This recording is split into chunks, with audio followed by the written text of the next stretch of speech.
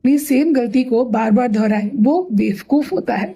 और हम में से है बहुत सारे बेवकूफ जो अपनी गलती को सेम सेम सेम रिपीट करते रहते हैं। अच्छा, होशियार पता है कौन होता है? जो दूसरों की गलतियों से सीखता है।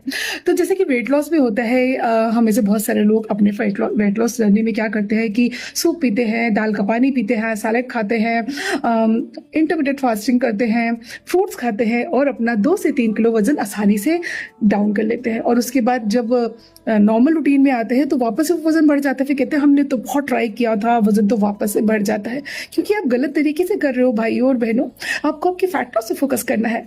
तो वेट लॉस और फैट लॉस में अंतर ये होता है कि वेट लॉस में आप कैलोरी डेफिसिट पर फोकस करते हो और फैट लॉस में आप अपने प्रोटीन इनटेक पर फोकस करते हो। और प्रोटीन सबसे इंपॉर्टेंट एलिमेंट होता है आपकी किसी भी फैट लॉस जर्नी का या आपकी हेल्दी लिविंग के लिए, बिकॉज आपकी बॉडी को सबसे ज्यादा वही चाहिए ना। देखो, आप जितने भी किलोज की हो उतने ग्राम्स आपको प्रोटीन चाहिए। मीन्स अगर आप 60 किलो को हो तो मिनिमम 1 के साथ इंटू करो तो 60 ग्राम्स ऑफ प्रोटीन चाहिए। बट अगर आप फैट लॉस में हो तो संख्या बढ़ जाती है। आपको अपने किलोज को 1.5 के साथ इंटू करना पड़ेगा। मसल मास गेन करनी है तो 2 के साथ इंटू करना पड़ेगा और तब होगा फैट लॉस, जो सस्टेनेबल फैट लॉस होगा, जो आसानी से बाउंस बैक नहीं होगा।